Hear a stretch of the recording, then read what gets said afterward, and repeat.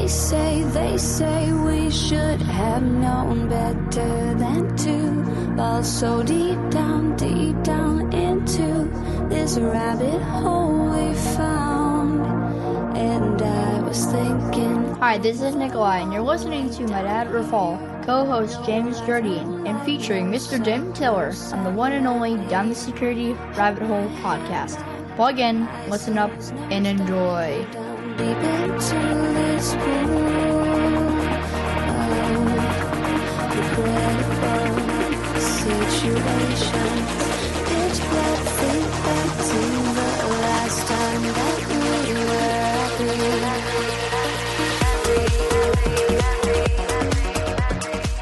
All right. Good morning, good afternoon, and good evening. Welcome down the Security Rabbit Hole to another edition of the Down the Security Rabbit Hole podcast. This is Raf coming at you remote from the road today, not from the studio, as you guys can tell. But I've got an awesome guest, and we're gonna talk about AI, one of my favorite topics lately because there's so much weirdness about it. But first. James, good morning or good afternoon or good. It's still morning here. It's still morning here on the East Coast. So it's and it looks like it's going to be a nice day. Hopefully, the person having their tree trimmed outside that window won't come across too much. But it so far, I think it's been staying pretty quiet. As long as the tree doesn't come through the window, I think you should be fine. We live in a neighborhood that's got somebody's always having trees cut down or trimmed, so that's a regular occurrence. All right, we've got a really kind of fun guest today. Somebody who knows a lot about a lot. Sunil, welcome to the show. Give us a little background about who you are, and we'll take it from there. Sure. Hi. Thanks for having me on. I'm Sunil Yu. I'm the CTO and co-founder of a company called Gnostic.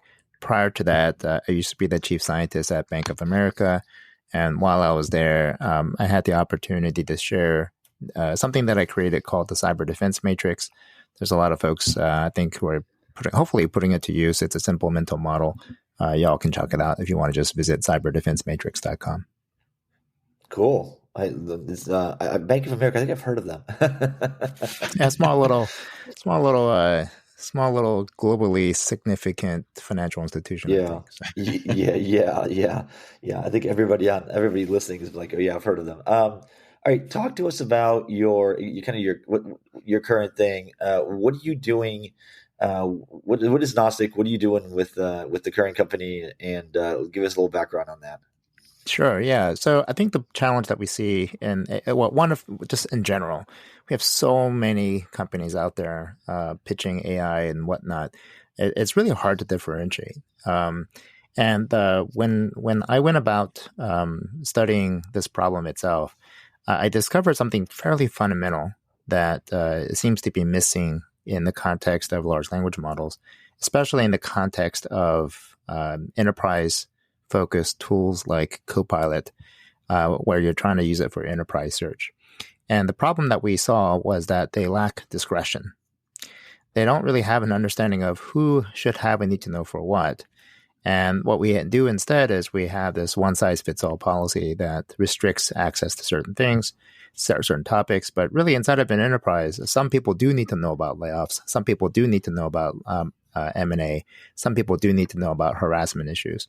And so how do you properly do knowledge segmentation inside of an AI system? Think about it as, I really hate the word, but I'm going to use it here because I think it is actually the closest analogy, which is, what does it mean to have zero trust for AI? Okay. What does that notion actually mean? And in the context of networks, it's network segmentation. In the context of AI systems, I think it's knowledge segmentation. But what's the policy for knowledge segmentation? And that's our main focus. We capture the policy for what's the appropriate knowledge segmentation, and we have a lot of different use cases for it. One of them being, how do you quickly find oversharing inside of environments like Copilot? So that's interesting because that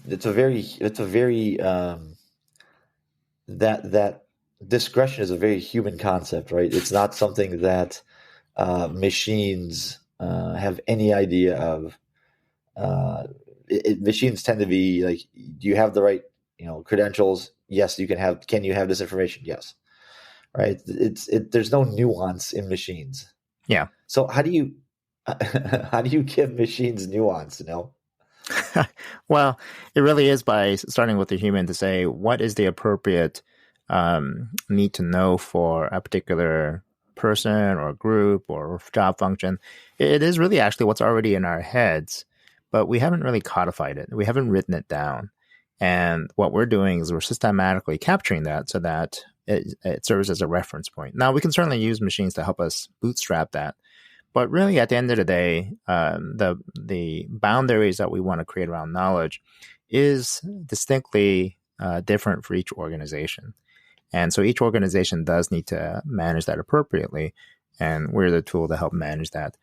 What's nice is, though, once you manage it in one place, you don't need to manage it in all these other places, because if you think about it, the nature of need to know is the same for an organization, regardless of whether you're using Salesforce or Atlassian or M365 or whatever else it might be. The concept of it is foundational for all of security, but we really haven't written it down. And again, that's the foundation of what we're doing. We're writing it down so that it becomes a referenceable element. Is that similar? I mean, even taking AI out of the equation, right? Even before AI was big, right? We still had the problem. I mean, I think every company struggles, right? You have documents out on SharePoint that we don't know who's everybody's got access, and you dumped it out there, right? So this has been a fundamental issue before.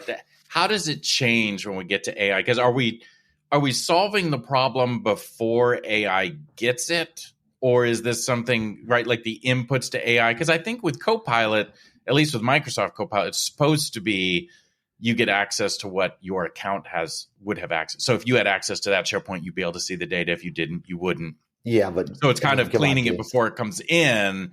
But as these models get trained up and all that, and it kind of loses where did the source come from, are we looking then to better be able to try to tag it in the model to clean it when it comes out?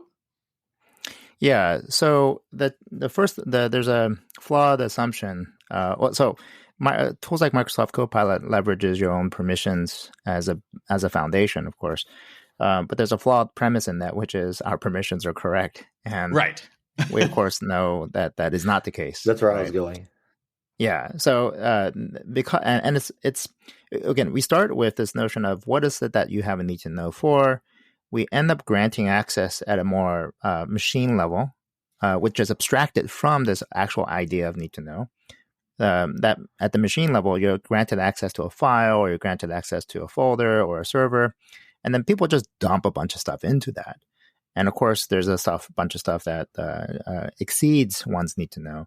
But the notion of need to know is now lost in the lower level, whereas at the higher level, it's not lost and it's still understood in our heads, but it's not translated right appropriately at the machine level. I know your listeners may be listening to this, but I do have a visual. And for those who, if you're watching, I can show you something that may really help crystallize this understanding as well. Yeah, I'd love to do that, because I know in our we prepped for these guys, in case you guys don't know. Like, we prepped for these a little bit. And Sunil and I kind of did a quick prep for this. Put that graphic up, because I think that'll be helpful. Yeah. So I love mental models. Mental models really help shape our thinking. And I think especially in the age of AI and large language models, understanding these mental models are key to really shaping the answers and understanding whether the answers are correct or not. We get a lot of content, and putting a way to organize it, or having a mental model that can help you organize it, it serves as a tremendous tool. And so the mental model I use for this particular problem is something called the DIKW pyramid. So imagine a pyramid. At the bottom, you have data, and then above that, you have information, and then knowledge, and then wisdom. And what we've seen is a progression of technologies that have really moved us up this pyramid, where we now are delivering knowledge tools to knowledge workers and moving the organization into the knowledge age. And so we put out knowledge tools, and what's one of the first things we see? We see oversharing.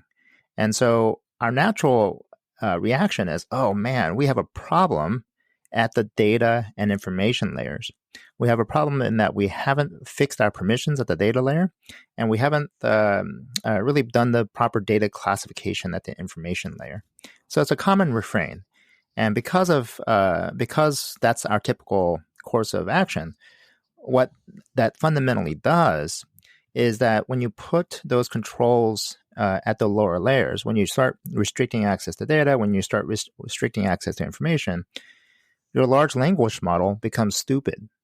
Okay, it becomes dumber, and fundamentally, this is the wrong way to think about it. I mean, we are rolling out knowledge tools to knowledge workers. How do you make knowledge workers more productive? You give them more knowledge, and yet when we shrink the bottom part of this pyramid, we are actually just doing exactly the opposite of that.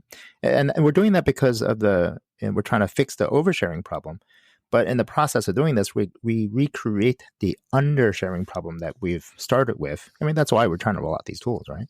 And so we think that this is fundamentally the wrong approach. So, the visual helps because, James, we were talking about before you joined us. So, Neil, we were talking about the notion that we got to lock stuff down. We got to make sure that we have information and data kind of boxed away, and so lots of tight permissions and no admin access, all this kind of stuff, and that seems to be the way we've been solving a lot of these data problems in cyber because. Like you said, we James, your SharePoint example, right? Like, oh, it's in SharePoint, but you only the people with the right permissions have that, which is literally everybody, because everybody has access to SharePoint.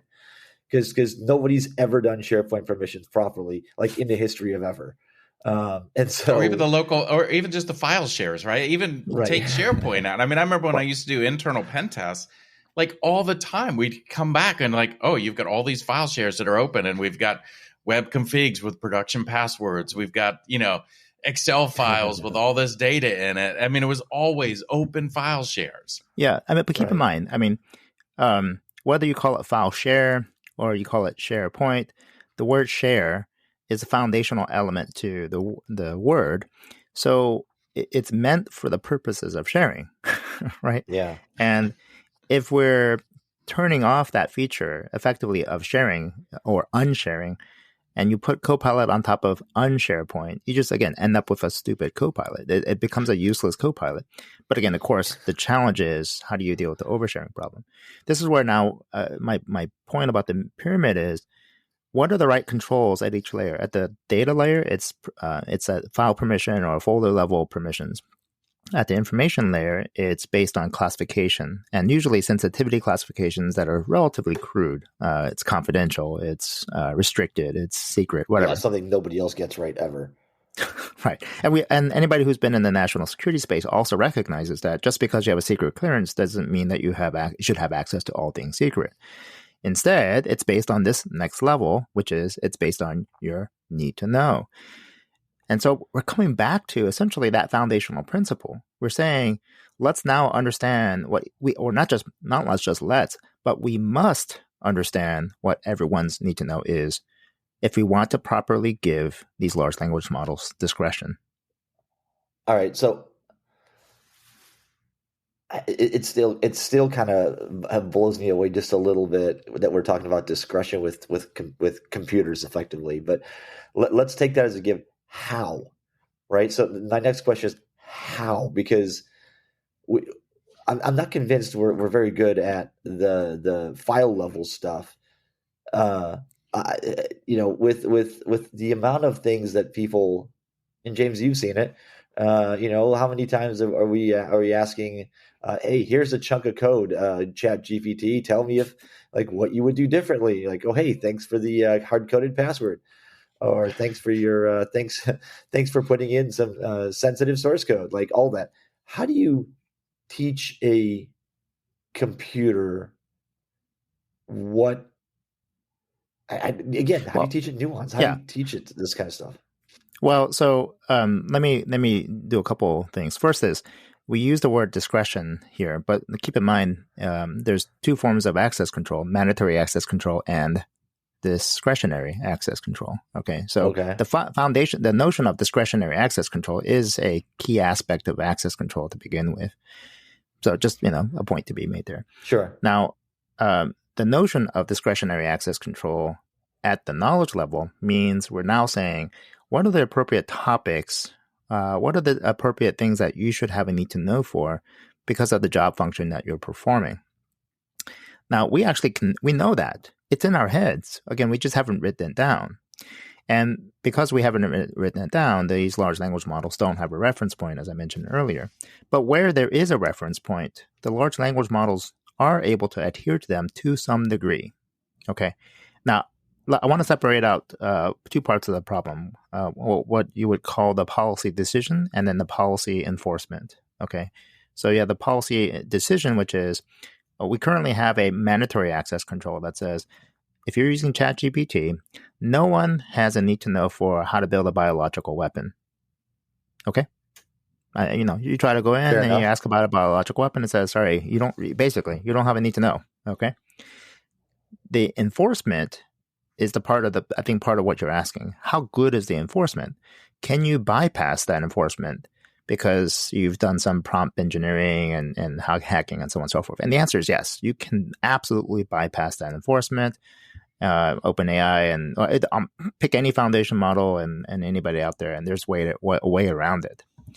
But I want to go back to the foundational principle, which is, do you have a need to know for that? And that policy definition, the policy decision, is what we're systematically capturing. Okay. Let's take a quick break. Should I be excited or afraid of AI? The answer is yes. It's both. Things are going to look so different in the next couple of years. You will not be ready for the disruptions that are going to come.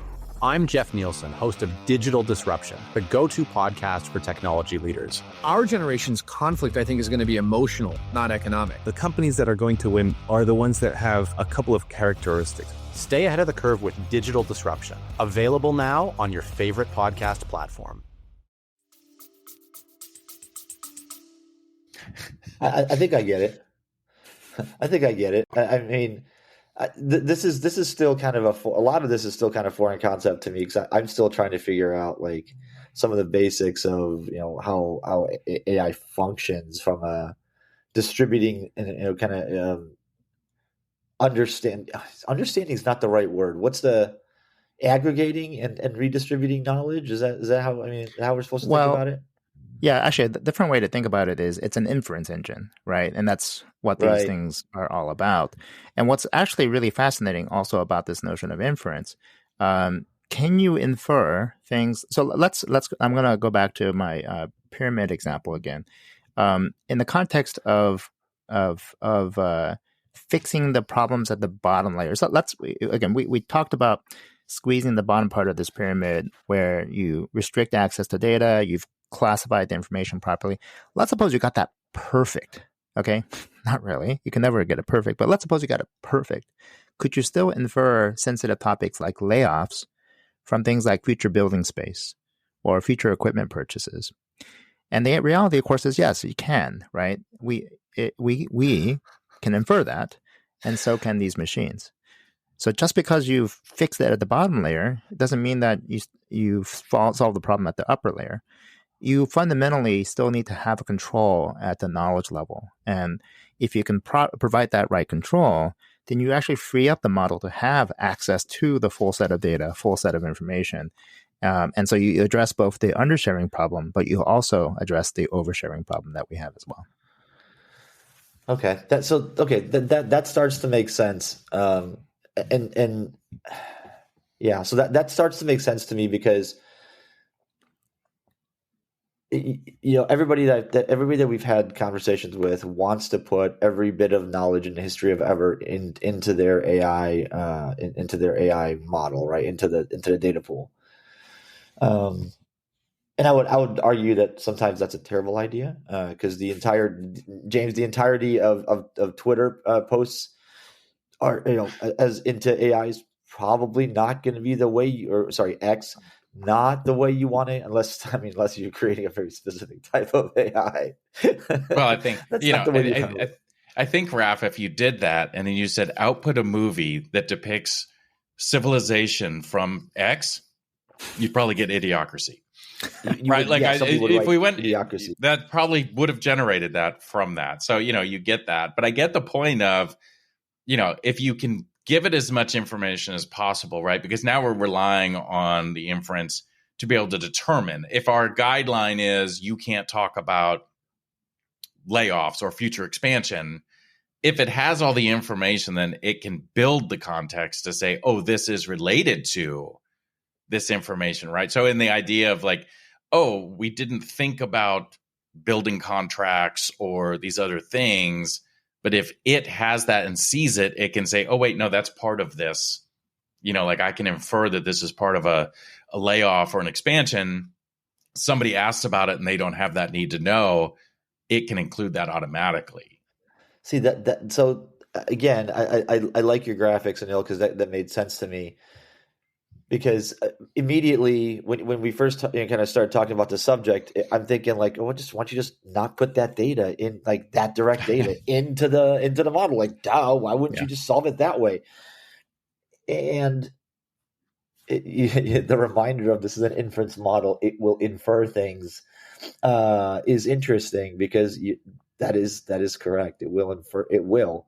Because now I'm thinking of like all the times we've said, I can't tell you what the past, what time the I don't know what time the release of information is going to be, right? We've got a secret meeting but nobody can know about it. And he sent like 5 meeting invites, for a specific time. Like, I'm not going to tell you when it is, but everybody's got to be there at 4 p.m. You're like, well, hold on a minute, right? Yes. Just because you didn't send the meeting invited. That's right. Who's invited? Right. You start sending out a whole bunch of meetings with HR and managers, and I suspect the inference engine will be like, something's happening here. Right. Yeah. The pizza boxes to the Pentagon was another classic example of something interesting happening. Right. So this ability to infer, again, is what makes it powerful, but is what makes it dangerous. And really the fundamental piece is, we need to now need to know at the knowledge layer. Can people still work around it? Can someone bypass those controls? Yes, absolutely. It's still there. All right. Can you ask 100 questions that probe around the edges and fundamentally get to what you're trying to get at? Yes. But if you do that, maybe there's a monitoring system that says, it seems like this person is kind of dancing around the question, but not asking the question directly. What are you really trying to get at? Right. And I think those are the type of things that we eventually want to get to. I don't think we have I'm not going to claim that we have that ability now, but at least the data points are there to say this person seems to be asking questions that may be semi-related to sensitive topics. So give me the scope of the problem, because are we talking about like all the internet available? We're talking about enterprise AI, right? Right. Right. Okay. Well, yeah. So we're talking about within the enterprise, you have all this data sucked up already in your Microsoft 365 environment. And what we've actually talked to a lot of folks about this. I would say roughly about 70% of people are stuck in their deployment of AI tools internally because of the oversharing problem. And because they're stuck, like, okay, what do we do next? Well, what we do is essentially use our need-to-know policy to quickly do precision targeting of content that is overshared, and this it's actually remarkable. Again, we're starting with need-to-know as a foundational principle and working our way down, versus what everyone else is doing, which is starting with the data and working their way up. And when you do the data working your way up, you end up with all this junk that is not really, I mean, it's like, this is perfectly fine. Anyway, the point is that it's an interesting approach, and it takes much longer to go from the data up. When you come from the knowledge down, it greatly accelerates the whole process, where we can do some similar scans like within a day to be able to quickly look at your environment and say, okay, here are the problem points inside your organization. What does it look like when you're saying defining need to know? Are you saying things like, people don't need to know about layoffs? Or, I mean, is it kind of broad like that, or no? Well, it's not that people don't need. I mean, HR does need to. right? And the question is, who else needs to? And because there are people who have a legitimate need to know for things like the results of audits, the results of a due diligence effort, the results of harassment issues. There's all these things that people have a legitimate need to know for. And if you lock that out, you've again undermined you've crippled the whole point of these large language models. So it's a both combination. Let me see if I could phrase it slightly differently. Need to know fits into two mental models, if you think about it. One is the word need to know in the sense of, sorry, you don't have a need to know, therefore I'm going to restrict access to these things. The other mental model is more of an abundance model, which is because of your job function, you have a need to know for these things that you don't already have access to. Let me get them for you. Okay. That second piece is transformational because it moves us from being the department of no, sorry, I can't tell you, to the department of KNOW. Let me get things that you don't already have access to because that is what you have a need to know for. Okay, so you just opened up an entire new world there because in my head I was went down a rabbit hole here. I see what you did there. I love it. Yes. So this entire time, my head's been in the we're restricting. We're restricting certain people's access to certain knowledge, aggregate knowledge. But you're now talking about doing the reverse in certain cases where you're like, no, we should expand this for certain people because this is actually something you should know, but it's not directly accessible to you. And if you think about it, we as humans have the ability to do this like rapidly. So you have an all hands meeting and a marketing intern asks, hey, what's next quarter sales revenue? The CEO should be able to say, you know what, I'm not sure if I can share that with you immediately, right now, but I think you probably want to know which marketing campaigns are contributing most to sales. And here they are. Now, what you've done is you've equipped the marketing intern with exactly what they need to know to get their job done without divulging what may be prohibited from if you're a public company or even a private company, future earnings that may cause a bit of an insider trading issue. That's interesting. I still can't. It's still, I don't know. Maybe I'm stuck, but like I'm still stuck a little bit in the like how is this sort of like a layer on top of your enterprise AI that you guys put? Is this kind of a okay? Well, so again, let's talk about it from two different angles. There's a policy decision point, the policy enforcement point. The policy enforcement point we already have those existing today in the form of like AI firewalls and guardrails. Yeah. The idea though here is that the guardrails are specific to each person, each function, each group, each job, the department. So it's, in other words, not everyone has the same mandatory guardrail. Each person, each group has a different set of guardrails. Okay. Next question is, what are those guardrails? Okay. So if you're asking the first question around how do you enforce these? Again, the firewalls are out there to help enforce. Are the firewalls strong and robust and unbreakable? No way. Okay. Absolutely not. Let's just be clear, right? Then the second point is what are those guardrails themselves? What is the policy for those guardrails? Which question are you asking about how strong the enforcement can be? Can you actually enforce those, or how do you actually define them? I'm kind of curious on the definition. Okay, like, sure. How is that defined? Yeah, sure. So let me give an analogy, and then I'll go back to how we would define it. So I mentioned earlier zero trust for networks. What does that mean? Yeah. Fundamentally, what does that mean? Well, the practical manifestation of that is we ended up segmenting our networks. We say, okay, not everyone should be able to reach everything. We need to make sure that only certain things can be reachable to certain things. Okay. In other words, we did network segmentation. Well, right. If I came to you and said, what's your network segmentation policy? What parts of your environment should be able to talk to what? You'd be like, I don't know. I mean, where do I start? Well, one way to start is by looking at net flow. And you say, let me look at the existing flows. And from there, establish an initial policy, because presumably where you're going is legit, but someone can go in and say, nope, that doesn't look legit, cut that off. Okay.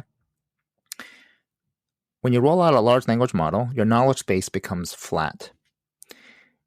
You allow for lateral movement of knowledge.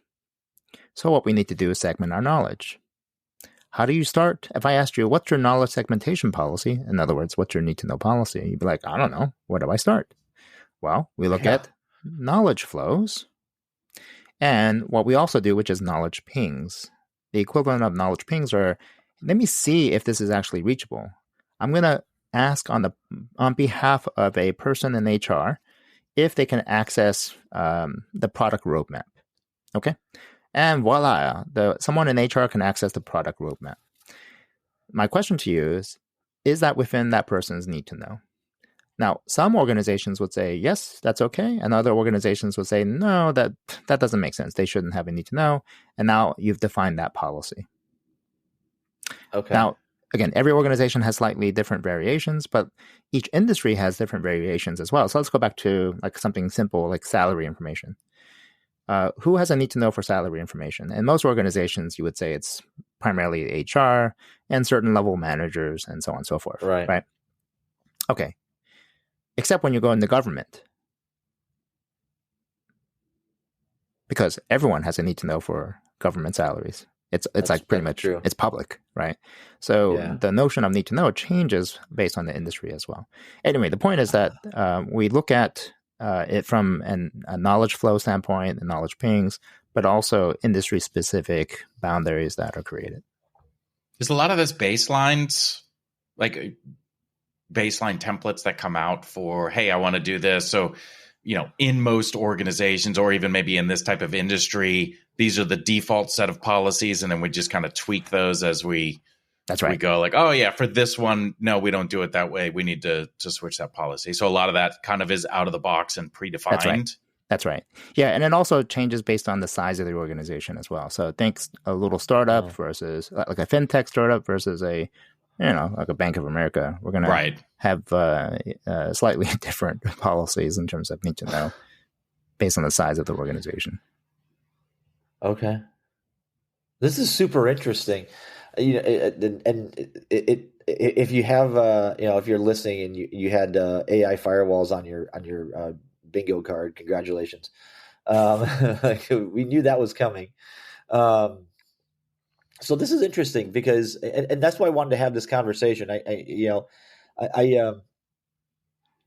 It fascinates me to think about mentally just sort of and I love your graphics because that really kind of helps cement it for me. But to start thinking about a system of knowledge, a system of that takes disparate data, aggregates it into bits of knowledge that we can derive and divine from that, but then telling it, don't tell everybody all the things. Take this, you still have this giant pool, like the pool doesn't change, right? So as you said, it doesn't get dumber, right? It just still has this big pool of information that it can distill into knowledge, but now you're gatekeeping who can get that knowledge rather than the other. This is fascinating. This is a really interesting place of, I guess, evolution in technology for me. James, what do you think? Yeah, no, I mean, it's super interesting. I mean, I think we've always struggled with this, clean the data first, right? Or try to protect it at the data level versus at the AI level. And I see this when we see, teams going out and they're like, hey, we want to implement AI and it's going to go pull from the data warehouse. And it's like, okay, but how are you restricting, right? Our web applications have roles. They have these different things set up and that's how we restrict. But then it's like, oh, well, we're just going to come in through AI and let people pull it. And it's like, okay, well, how are you making sure that those people aren't getting that data, right? That they shouldn't be getting. Yeah. So let me now go back and explain that same phenomenon, but using the pyramid again, the DIKW pyramid. So back in the day, when all we had were databases, you'd give people database level access and people will write SQL queries and so on and so forth. But when we wrote applications on top of the database, you can now remove people's SQL level access. Okay. In fact, people didn't really want that. They wanted to just go into the application. It was so much easier to gain access to what you need through the application. But you had to make sure you controlled access at the application level, right? Now we have a new layer on top of the application. Okay. And people generally will prefer to go in through that new layer rather than going to the application layer. And if you can properly control access at that new layer, it means that you can start removing access at the lower layers. And what is it that we struggle with? We struggle with access at those lower layers today. Lower layers. Oh man! So you're solving all kinds of. So this, I was just about to ask. That was what I was thinking about. You guys were kind of going back and forth about AI. I'm thinking like, yeah, but boy, wouldn't it be great if we could use this to solve the age-old problem of, at the share level, and maybe we get there. I mean, it depends. Of course, that depends heavily on people actually implementing AI, but these knowledge that's engines, everybody. But yes, that's everybody. Yeah. Does it change when we talk about, right, we want AI to know everything. Does it change going back to when AI is getting access to data? You know, you get some people to say, oh, well, to have good AI, you have to have good, clean, structured data versus just, hey, go grab anything you want. Or like at this point, does that matter if we're saying, I don't care what the data looks like. Let the model have it, and it will learn the context and it'll learn all that stuff around it. Like I don't need to clean my room before letting you in, right? Or do we have to, have everything organized? I think that's a common debate people have. Like, oh, we want to implement AI, but our data's not ready for it. Yeah. If we get to this level, does it take some of that away? So the result is, the reality is, we never are going to have a pristine environment. But at the same time, there's a more fundamental question, which is, do we actually want a pristine environment? Does that actually help us? And to give you a one way to answer that question, I'll point to some academic studies. One of them is called Fairness Through Awareness. Fairness through awareness. So we all, many of us, of course, are concerned about bias in these algorithms. And so naturally, our reaction is, let's clean up the data and remove that bias, right? Well, when we do that, what we end up with is more biased algorithms. Well, wait a second. That's not what we intended, right? You end up with more. So going back to that pyramid, you squeeze the bottom part of this pyramid. What happens to the model? The model gets worse. And the reason why it gets worse is just conceptually think about it this way. Let's suppose I removed gender and race from, like explicitly gender and race from my data set. When I get a result, I no longer can anchor it on, it's biased against women. We don't even know, because that's not even a factor anymore, right? It's not a factor that we can gauge and say, hey, wait, I don't want bias against women. Let's correct the model. But we don't have that data point to anchor anymore, and therefore it just gets worse. And why is it worse? Is because there's so many other attributes that factor into the model that are inferred that says, this is a woman, and therefore that's why we're going to be biased against the woman, in the algorithm. But if you don't have that one feature, then you no longer can anchor on adjusting the algorithm so that you can remove that bias at the knowledge level, right? So again, if you fix it at the data level, you end up basically screwing yourself, and you don't have a way to counter it. It's not really fixing it. You're hobbling. You're kind of tying one hand behind your AI's back. There we go. That's it. There's an analogy for you. Yeah. So let me I love the mental model because it helps really crystallize our thinking in a couple of different ways. We live in a very messy world, right? And people are exposed to all these different things, and we're not sure exactly. We don't want our kids to be exposed to this type of stuff. So at the end of the day, what is it that we teach them? We teach them discretion. We teach them wisdom. Wisdom is at the very top of that pyramid, right? We teach them tools for thinking, and to say, look, you're going to see all this misinformation, disinformation, people lying to you. How do you have discernment? Okay. That is fundamentally what's missing today. Now, again, that's all in our heads, but we need to be able to now codify some of that in explicit rules that so that a machine can take what's in our head and actually start following the rules that we establish that we haven't expressed up until now. I like it. This has been helpful. I know we're out of time, but this has been super helpful. I thought we were going to have a discussion purely on data, and you're really good with analogies. So I appreciate all the help there, trying to get my brain over it. James, anything you want to ask before we drop out here? No, I think that's it. Like, this was really interesting. Like you, I mean, it's a eye-opening thing to see, looking at it kind of from the complete opposite direction. Yeah. So coming in from this, not even the opposite, it's like the natural direction of how we think about things. Again, need to know is not a new principle. It's a foundational principle for all security. And yet we've somehow forgotten that that's our starting point. And once we recognize that's our starting point, so many things become so much easier. And what is it that Gnostic is focused on? We're coming in from that layer to help organizations get unstuck in their deployment. Why are they stuck? It's because they're coming in backwards into this problem rather than coming in forwards from the foundational principle of need to know itself. And so if there are companies who are stuck in their AI deployment, like especially with tools like Copilot, definitely check us out, because we're taking this more foundational approach. I was going to say it's a novel approach, but really it's not novel if you think about it. It's the starting point for all of security to begin with. And that's fair. Take that approach. That's what we do. All right. Well, that's been fantastic, folks. I hope you learned something. Somebody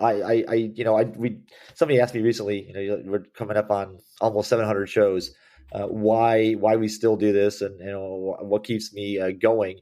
It's conversations like this, sitting with folks like yourself, that give me a new perspective, give me something to think about. And it's interesting. Some of the most interesting conversations we've had, James, are with folks that are in these startups, that are in these kind of niche pieces of our environment in security, because we're so focused on insecurity. How do I restrict? How do I lock down? How do I keep somebody from accessing? How do I throw away as much as possible to give you as little as possible so you can break as little as possible? But you're turning that, you're showing us that it's possible to flip that whole thing on its head. Yeah. And still not fundamentally screw up security. So thanks for joining us. This has been a lot of fun. I'm going to let this process for a bit. Folks, if you've got, if this has gotten the hamster back on the wheel, thinking a little bit, leave us a comment or reach out to Sunil or James and I. We're on the, we monitor the LinkedIn group that hopefully you're all part of. When I post this, if you've got thoughts, love to hear them. So, Sunil, thanks for joining. This has been a blast. Gnostic is the name of the company? Yes, it is. Gnostic.ai. Okay. KNOSTIC.ai. Yeah. Okay. We'll give that a shot. We'll give it a look. James, this has been fun. My brain is full. It's time to go. Thanks, you guys, for listening. This has been another Down to Security Rabbit Hole podcast. We'll see you guys another time, another place. Take care. Bye-bye. This is Bella. Thanks for listening. Don't forget to leave my dad a review and share this with your friends. Bye.